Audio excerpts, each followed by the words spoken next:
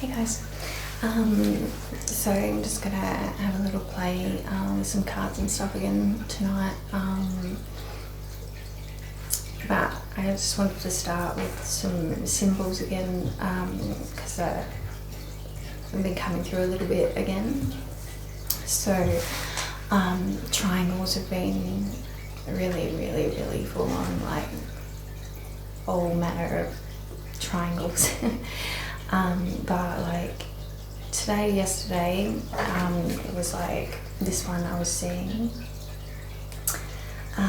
in the sky, like in the clouds type thing,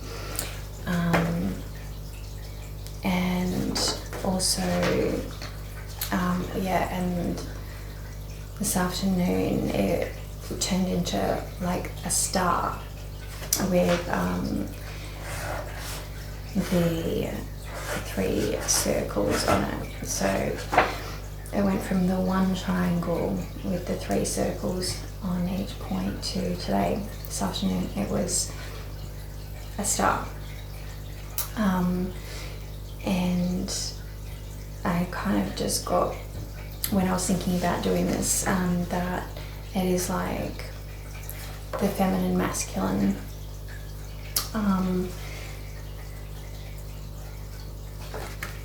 combining, you know, reunion type thing. So, and this is a complete line. So the single triangle with the 3 circles is like someone that has healed themselves, like an individual. I don't know what's the word for it, like ascended, one person that is unionized within themselves, or unionized within themselves, like, you know, the Trinity. You've got your triquetra going, like you've become the triangle, like you've done it. And this is those 2 individuals coming together and creating, like in my mind's eye, I'm kind of seeing, you know, the interplay of the magnetic feminine and the electric masculine, creating this electromagnetic spin, like tornado force field as well. I'm getting kind of thing like this is magic that happens when you get those 2 unique individuals together, when that kind of clicks into place and they create this like amazing spin, like how they are connecting, like how their triquetras are intersecting and interplaying, and the role between magnetic and electric between the 2, and how they create this spin and that force that they create, the electromagnetic love bubble that they make, literally, like, you know, like one person with that creates, you know, some pretty cool electromagnetic things happening with themselves. But when 2 come together,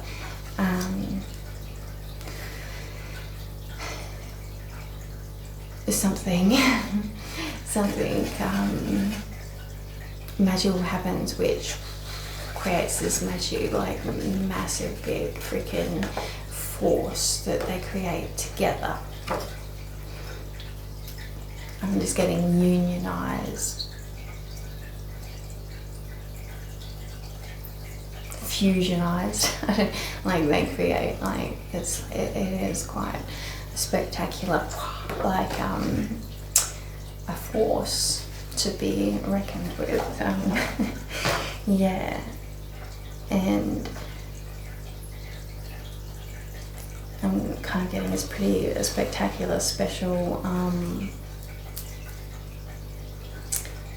getting kind of like, you know, Metatron's cube and the puzzle pieces, you know, those puzzles that like they're metal or wood, and how they all lock in place. And, you know, they're kind of these tricky little mind-bending kind of puzzles that, you know, like there's like 10 pieces, but when they come together they make this sacred geometry shape.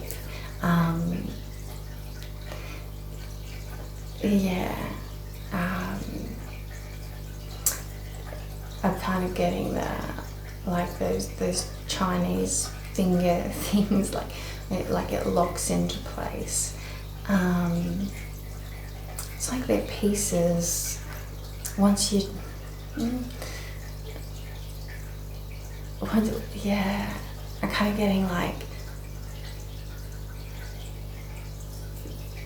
they're perfectly made puzzle pieces that lock into place and make this sacred geometry kind of shape. It's a sacred connection, and that's the twin flame connection, right? Like every single piece of that puzzle is a perfect fit, and it like locks, and it's just like you know, amazing. And you know, that's the power of the twin flame connection. And like I kind of getting like when it first happens, like they kind of talk about past lives, and it's a soul connection type thing. Like when pieces like this find their fit, like two individuals, or maybe it's like that's how we started. It is the whole broken apart into two, and these individuals remember what it is like to be whole, or you know, something along those lines. Like, I mean, I don't really know, but I'm getting these kind of references, and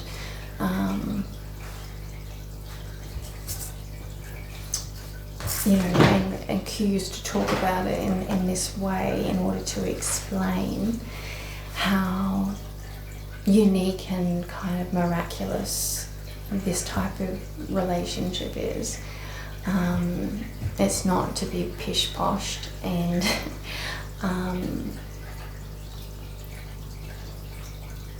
it is quite a difficult, different experience, but you know, miraculous at the same time. And you know, not a lot of people get it, and I'm kind of getting like, because I posted this kind of, you know, message the other day, channeled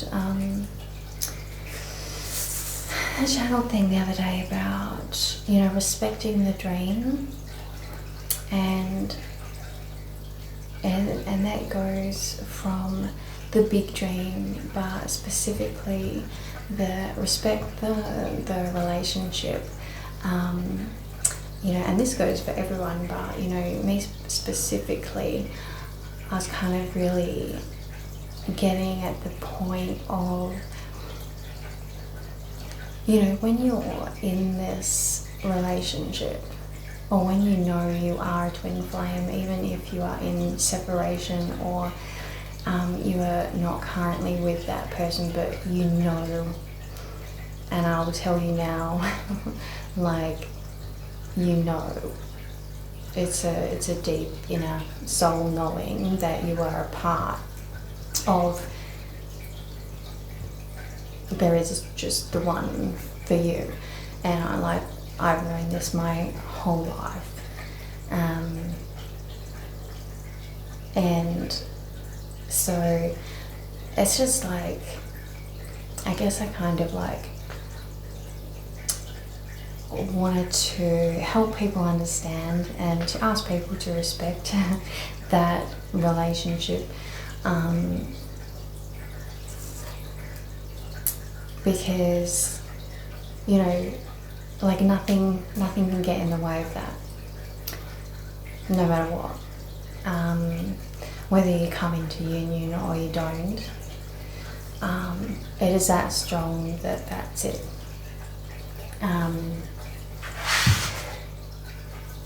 So, you know, that's my experience, and you know, also along the same lines of that, I think everyone should respect relationships.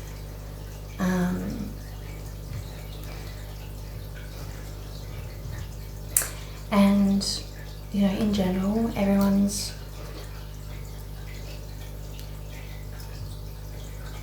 divine union within themselves. God, I don't even know where I'm going with this now, but I don't know, I guess I just wanted to say that it's an extremely powerful thing. If you're in it, you know who it is, and you know that there is a meaning for it, there is a reason for it, and that no matter what, you're both working towards, you know, that the purpose of it. And it is not just a one lifetime type thing. You know, by feeling that level of connection, you know that it is beyond just this one like lifetime type. It is a soul connection. So you kind of, you know, I guess, you know, you're really off the market for anyone else. It is completely different to, you know, your average relationship, or even, I don't know. Yeah, that's really hard to explain. Anyway, I'll get back to the triangles, because there's another one that I kind of wanted to explain, which has been coming through. So, see, watch out. So I was getting, so the letter Y was coming through, right? Y. Okay, I'll do this. So I'll start with a triangle. So Y, but if you look at it from a different point of like a different reference point,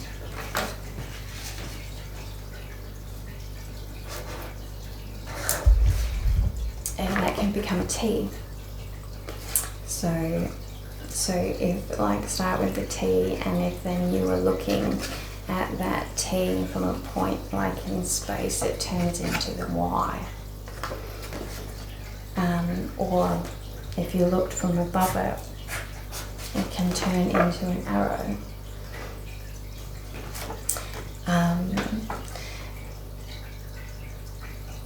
And so, getting back to the triangle, I was kind of, so it might like make more sense if I explain, like, I do a lot of stargazing. So when I'm like looking at the stars, like for example, you've got like 3 points, right? Or depending on which way you're looking at it, like the 3 points could be, you know, a T, or, you know, if you're looking at it a different way, it can be like a Y. This is kind of making sense, but so I'm kind of just like getting that, you know, it all depends on the way, from where you're looking at something, from your reference point, on what anything is.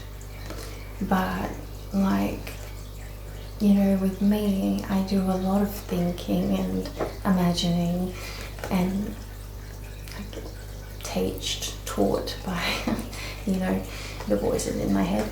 But for example, with like shapes in the sky, so it can be, you know, just like a flat triangle, but then next minute you look at it from a different way, and you kind of can see more of a 3D shape develop, depending on, you know, for example, how many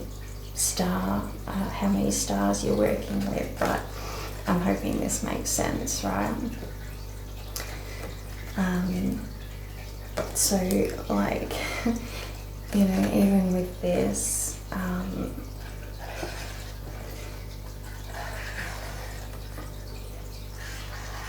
you know, if we're thinking nothing's really 2D, everything dimensional, right? Multi-dimensional thinking. And you can expand your reference point to you know, to looking at anything into a multi-dimensional way of looking at something. And the more you can do that, like, don't judge a book by its colour. Yeah, that too.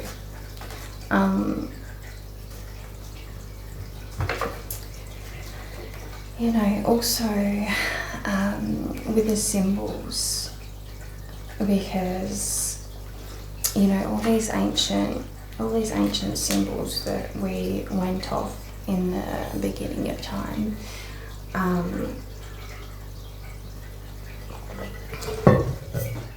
you know,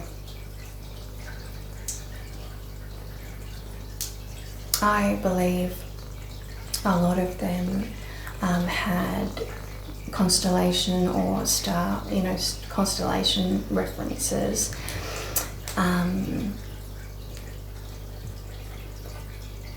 In order to relate where the people were from, or even, you know, if these have standard galactic meanings.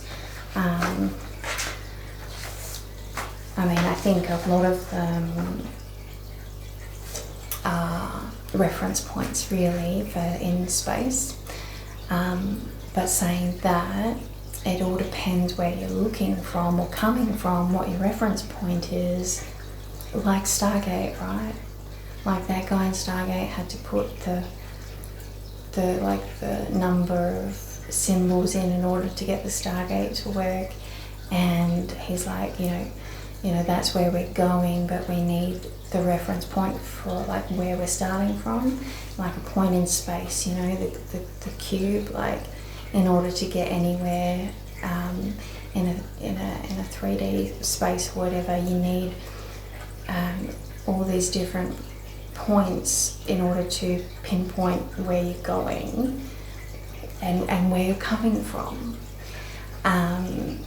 That kind of thing. I think a lot of the early symbols are just like that. There is so many diagrams that I feel relate. It's like constellations, like they would draw like, or, you know, carve murals, or like it might be a person or an animal, but really it's just describing where they've come from, you know, which people they were, because like a lot of different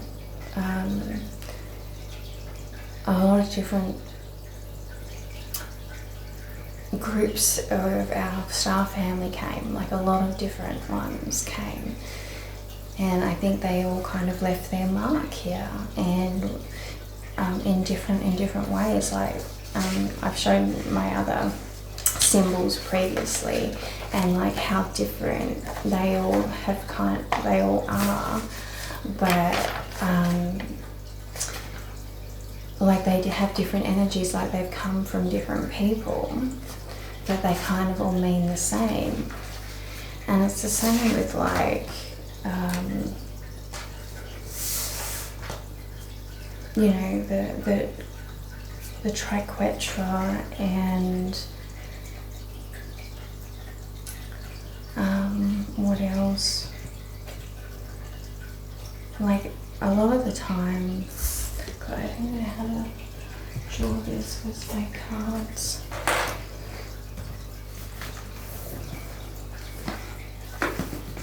This one has got one on the front, so it's easier for me to show you this.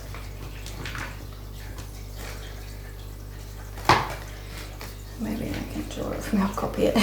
So I'm just talking about the triquetra, right? So I'll just see if I can Lucy.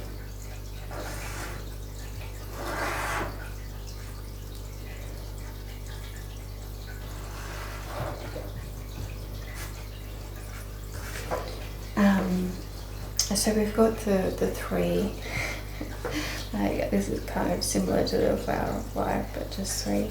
But anyway, so it's got the three and the circle in the middle, right?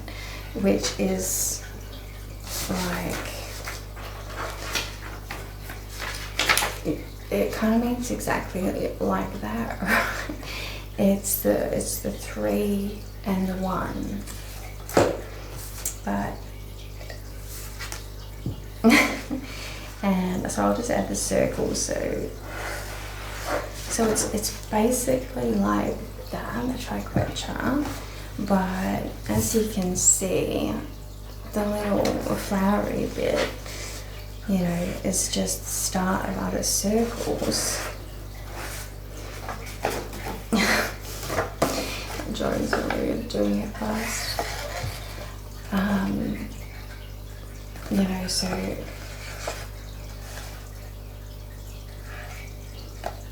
like, if that makes sense, you know, it's not very good.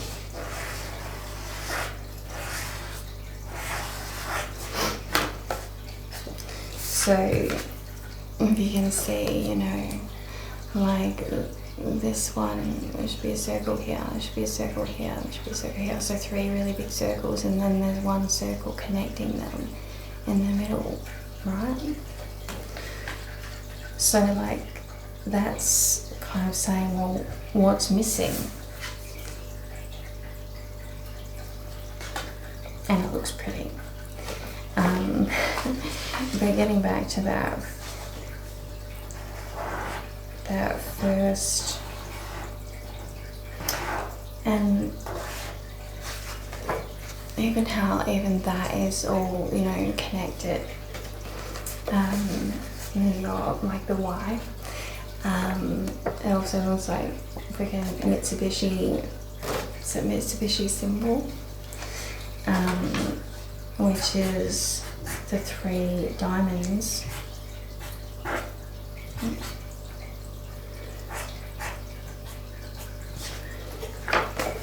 Just overlaid it there, three diamonds. Three-leaf clover, which four-leaf clover, or a clover.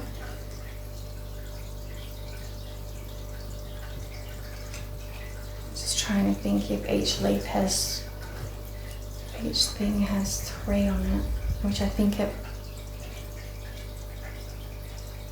no, it's just got three. Yeah.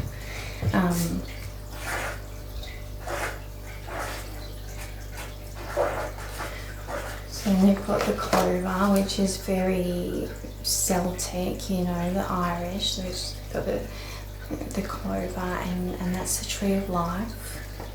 And the 4-leaf clover, which is, you know, luck, which is completing the tree of life. And we're adding the other one on here, right? If you get the 4-leaf clover, you've got the lot, which is, you know, then you've added your circle in there, completed the tree of life, or added an extra diamond to the, which is then the cross.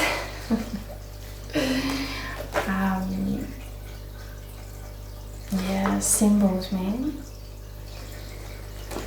And yeah, so there's just so many different meanings to these, all these old symbols. Like, I think there's like a definite link with, you know, obviously constellations, star histories, I'm getting family histories, family history trees, like, yeah, but also little things about like what's missing, and like leaving little messages to teach, and also help translate. So kind of getting, yeah, so with the cuneiform, I don't even know if I'm saying that right, I'm just kind of getting messages now that, you know, there's a key,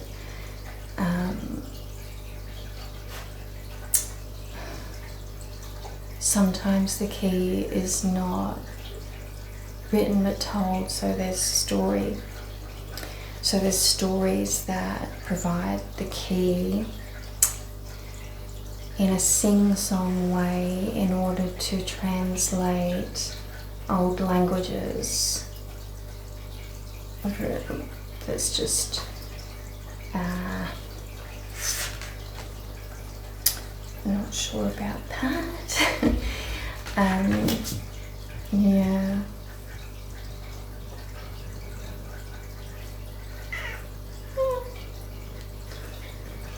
Yeah. Like, oh God. You know, in the emerald tablets, like this is one of my,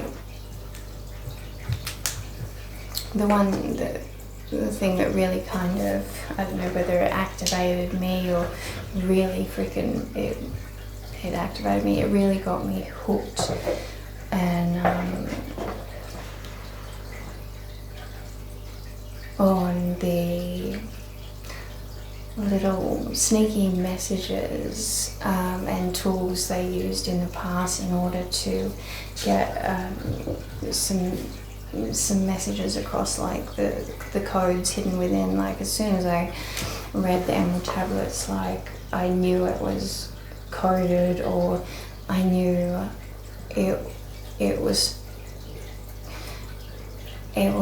written in a way in order for you to, if you were kind of cottoning onto it, it made you realise that it was kind of in a roundabout way pretty much saying, look here, look here, look here. And if you're ready to kind of understand what was hidden within it, it would guide you onto what to look into, and then realise bigger kind of things. Like, you know, the Thoth talks about it, you know, in the emerald tablets, it's got, you know, references to the chakras or the angels, and you know, he's missing things which makes you wonder, and then you realise like he's done that for a reason, so you look into it. So it's like, you know, and you know, I don't know if this is making sense, but you know, if you get it, you get it. And then there's references to like other things like 30 and 2, and you know, directions. And so then you look into the directions where, you know, northeast, southwest, the compass rose, and then the number of points on the compass rose, and then you kind of realize, well, you know, a compass shouldn't be flat because nothing is 2D. So directional thinking is spherical, you know what I mean? Like, so then it really, the whole thing is just tools and different methods to get you to look places that expand your mind in order for you to think multi-dimensionally, that you are not 2D, that nothing is 2D, that nothing is a straight line, that we are in, that everything needs to be thought of spherically, or, you know,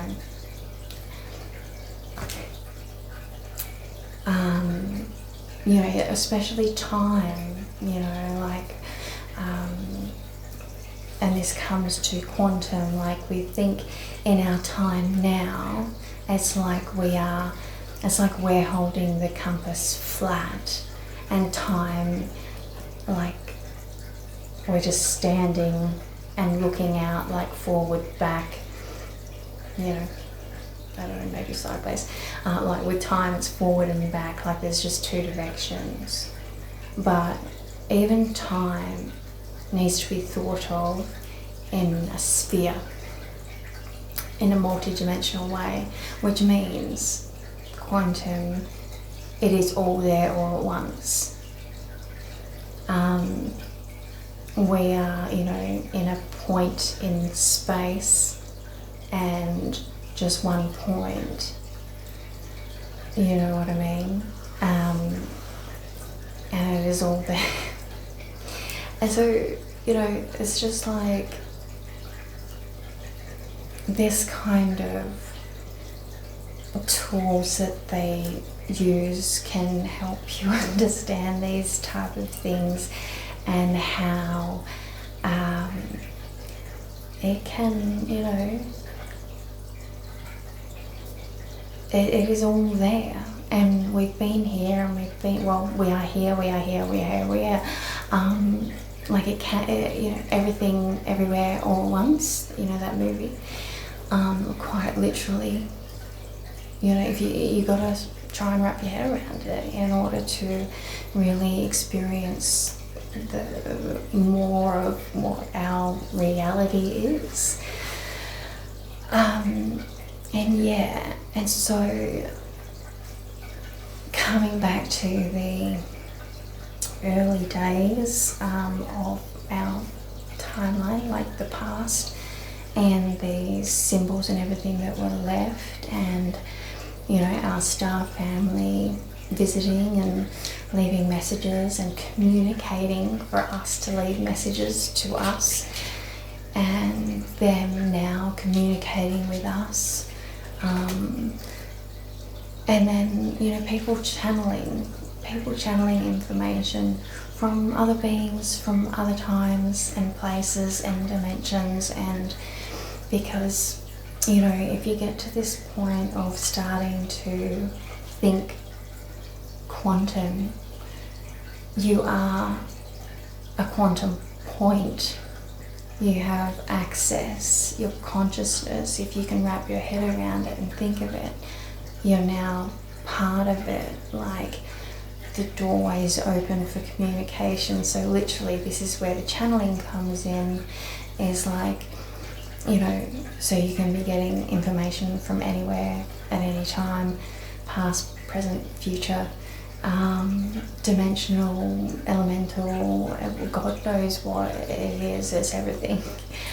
On all different levels, like it is spherical, and there's all manner of, you know, consciousness levels and beings, you know, that type of thing. So this is where all the channeling kind of comes in and from. And what do we want to say today? Like, yeah, so, you know, a big thing with what I'm doing is trying to, you know, help people not be scared of having contact with our star family. To really actually just decrease fear in anything different in general.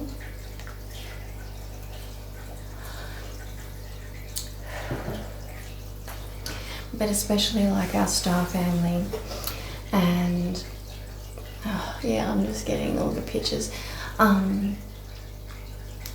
It's like I feel like a lot of what has been going on with me is like it's them slowly getting me used to all the different faces of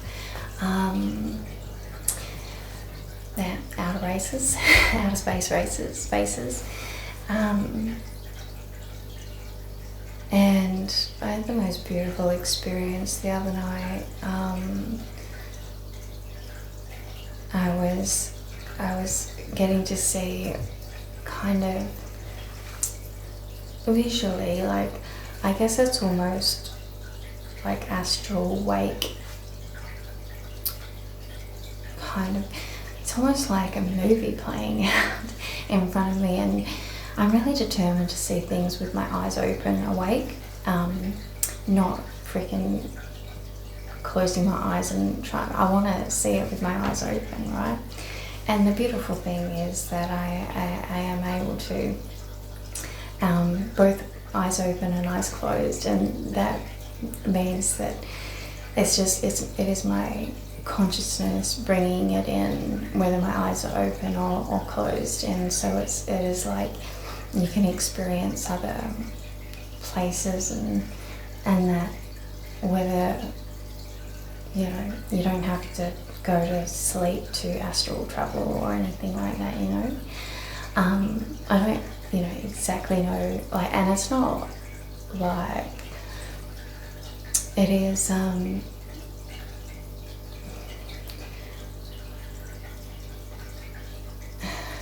like some of it is really, some of the things that I see come so, like I guess I'm tuned into it. So like imagine a TV screen, right? Like you get the white noise, and then sometimes a picture, like you can just see the picture, and then, you know, you move the rabbit ears a little bit and it comes in, like you can really clearly see it.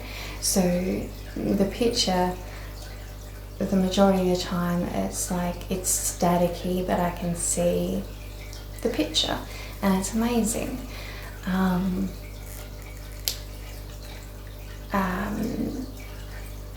I'll say it's not white noise that I can see, although sometimes it's like, you know, like that, but it is faded, you know. But I can see the faces, or, you know, things come in, and sometimes I can see it so clearly. It is almost like a movie in front of my face. I can see it clear as day, like I'm almost looking at something now. But the majority of the time is like a faded outline that I can see. That it's right there, but, you know, I can see what's there. So it's not me just like getting the idea of a picture in my head, like it is me seeing it with my own eyes. Maybe it's a combination or whatever, but anyway, I've had some beautiful faces. Yeah. And really an emotional one the other day was that it was like there was this being, a woman right in front of me, And so she was standing there, and all these different beings were walking past her, and she was greeting them all, and they were all different, like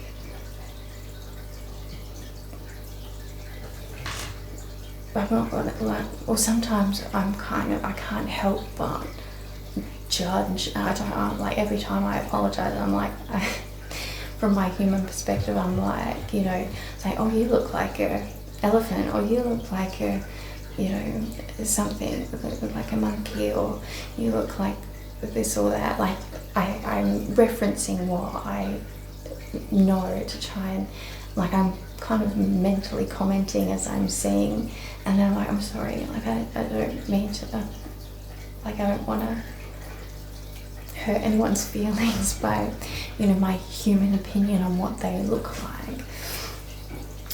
But anyway, but like I'm saying that these are beings and faces, and that like I have, you know, all different, like, I'm just gonna say weird ass, like, anyway, but beautiful beings. And this is the thing, the energy, like, is insane, of how just they all had the same kind of energy, which was just love and respect, and like they were all there for the one reason, and they were just all so happy and loving and excited to be there. It was really weird. It was like this woman was greeting them coming into an auditorium, like they were all so happy to be there and to be part of it, and yeah, like she was the welcome, and no matter what each being was, she was giving so much welcome and love to each being that was coming through.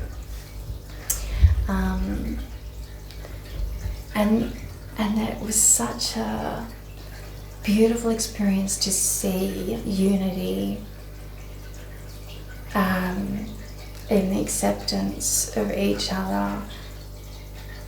Like I kind of had that experience seeing it from like our star family.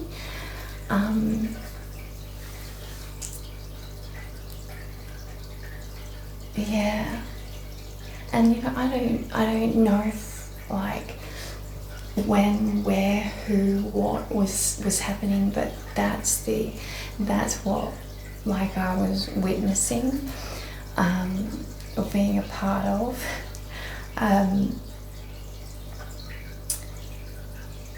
And so like I know without a doubt, and I guess this is what I'm getting at, that the majority of our star family, all different, so many different races, so many, the majority of them are enlightened, accepting, loving beings. Like don't need to be scared of them. Like the only reason we're like trapped in this fear of it is because, you know, God, humans are scared of everything. We're scared of each other. Like we haven't broken through that kind of barrier yet, you know what I mean? But God, there is so much love and understanding and wisdom there. Like you've got to think, like these people, these species have been enlightened for so long. Like they're helping us, like a teacher, like the best teachers that you've ever had, you know, kind of guiding and looking after us. Yeah, there's, you know, there's been a few probably shitty groups up there creating havoc. You know, I guess you get that, but that's not the I think that's, you know, just a few making, you know, shit things. But you know, the majority are like they're, you know, they're just beautiful. And you know, we should like aspire to be and inspire to be that unified within our species, but also within the galactic family of species. Like, and you know, this is the message, this is their message, and this is what we as a species really need to start working on. And you know, going back to the quantum and the greater diverse thinking, bigger picture thinking is where it all starts, because you've got to start wrapping your mind around the like literal expanse of time and our souls and the greater meaning of things, the much bigger picture, in order to really understand what's going on now and where we're going, and pretty much to save this planet and human race, to be honest. Like, we need to get our shit together, like, really. Like, that's what we need to be focusing on, not the bullshit, like priorities, right? But big picture priority thinking.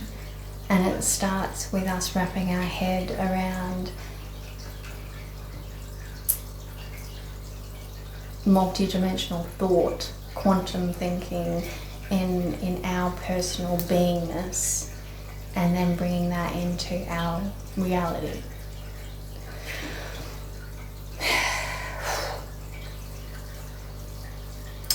So yeah,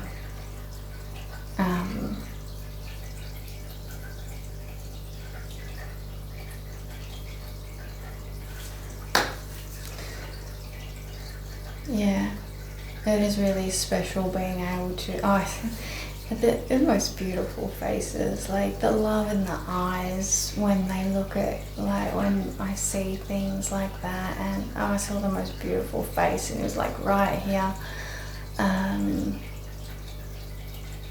But he's just looking at me with so much love. Yeah. It's so cool. It's really cool, man. It blows you away, hey. And it's really special.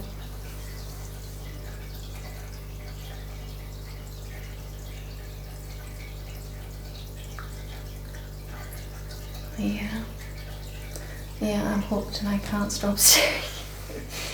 Yeah. I love getting to see, you know, more and more different things.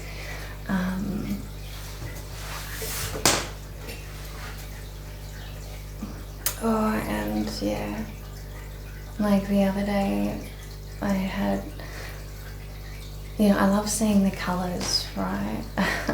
I like to look at pretty things, and so I'm always, you know, kind of like, you know, I'll show you some pretty things. So I've seen some amazing little visuals, hey. And the other day, you know, I was playing with the vision and, you know, watching the swirls and seeing if I could pick the colour, and then the colours came in, and oh my god, it got really, like, I could see it so good, and then the colours turned into like freaking, like clear as day. It was like rubies, rubies, and what was it? No, it was green and blue. It was like gemstones, rather than just kind of swirls of light. Each little node of light became like a beautiful, brilliant gemstone, and then I had like this tornado of emeralds and sapphires right in front of me, like clear as day. Oh my god, it's just insane. So amazing and mesmerizing how that can happen. And no, I wasn't high or anything. Well, you know, I was you know, awake in bed, but not asleep. Yeah, I wasn't asleep. I was just laying down and got to see several visuals, which was awesome. And yeah, and if I really, you know, tune in during the daytime outside, it's like you can see other things, like places, like, and it's right there. It's almost like there's this just movie screen everywhere, and you know, you can see it. And I don't know if like, oh yeah, they can see you too, which is weird. And I don't know how that works, but, well, sometimes I think like I'm part of it. Sometimes I think that it's almost like I can see into a room. And I don't know.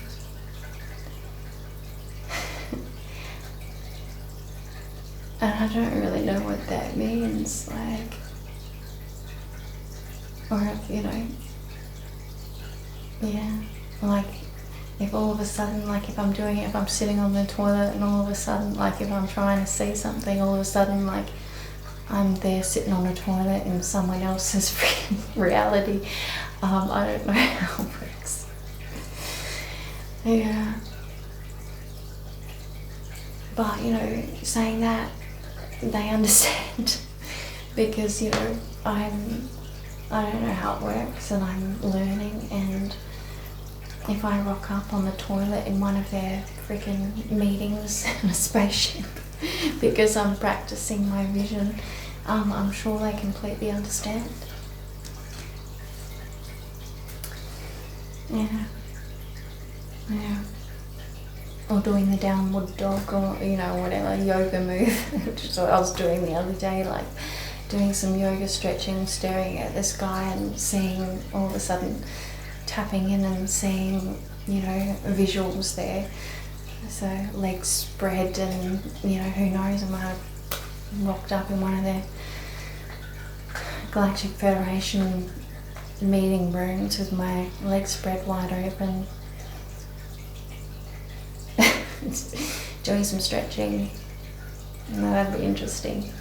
You know, it's so weird when you think about it. I don't know how it really all happens, but like, I do know, like, they understand it all. Like, they've been there, done it, and like they get it all. And it's not like they don't have a sense of humour either. Because they can feel us, you know, it's telepathic. They feel where, you know, energetically where we're at, where we're coming from, whether we're, you know, like a good person or we're a bit troubled, or like they can sense, you know, they fully develop those skills and gifts within themselves to a level that we don't even realise, you know what I mean? We think it's just, we still think that it's all crazy, that stuff. You know, but it's not. And see, this is the thing, they wouldn't do anything unless we're capable of receiving it, like, because they already know what we're capable of receiving more than we are. And the thing is, in order to get this thing moving a little bit more, and to get more people in touch and, you know, aware and accepting of them,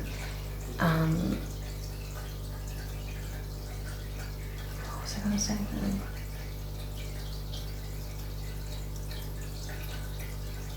Yeah, the fear. So you can't really have any fear. Like, we've got to break through the fear in order to start the communication and the sensing, the telepathic, the empathy, the feeling. We've got to really feel into it in order to start communicating. If you're fearful, they're not going to be able to communicate with you.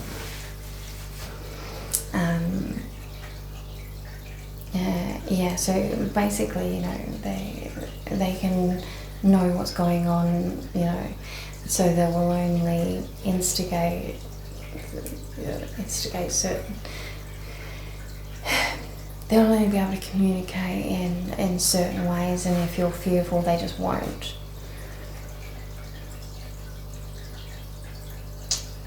Or it gets, that communication will just get completely misconstrued and stuff. And so a lot of it is that the building up of your tolerance of trust, of love and understanding, and of trusting your gut, heart, feelings. Like that, in order to relate and translate and to interrelate and to demonstrate. Excess there, Michael Hutchison.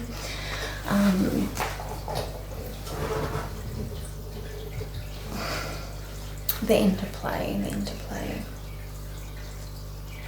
Breaking down barriers. Yeah, I guess that's what we're doing. We're breaking down the barriers in order to start communicating and raise awareness of this fact, and all the beautiful creatures up there that everywhere, quantum, that are here to support and help us in this evolution phase of our quantum understanding and starting the healing and this growth of consciousness that we've got going on.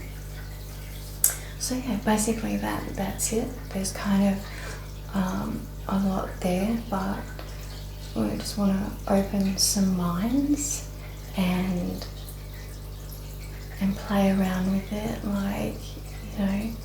and you're breaking down the fear, the childlike sense of wonder. It all comes back down to that triquetra within yourself, and finding that love and the quantum you, the soul you, and start living your life from that soul perspective with the child, providing that safe place to play with your child, because that's the pureness that can feel without, it's a pureness of spirit, and that can allow you to start to open your mind and heart to learn and connect in new ways from a pure, joyful, heart-centered space. Basically they're asking us if we want to play with them, but you've got to be a really sweet kid in order to play with them, because they're sweet kids. They're really sweet kids, and they don't want to play with any bullies or any shit kids, you know what I mean? So we have to, become that sweet kid again within ourselves in order to make new friends with these sweet kids. That's basically it. And then we'll work out the language barrier at that point, when there's, we both know that we're both sweet kids. That kind of thing. So everything's connected. There's some really big kind of things in there, but that's only in order to expand our mind enough in order to become a sweet kid again, open our hearts and minds to the bigger picture, and in order to then expand our awareness and our consciousness to move forward, move the race forward, move everything forward, like growth, you know what I mean? And it doesn't have to be serious, and it's definitely not scary. It's actually the most beautiful, heart-based, joyful experience, and if more of us could do it, and especially, you know, the twin flames in that really beautiful love bubble way, doing it together and providing the space and showing the path for other people to do the same, so we can really get this love bubble thing going. Then we're on our way. Yeah, so that's the message for today.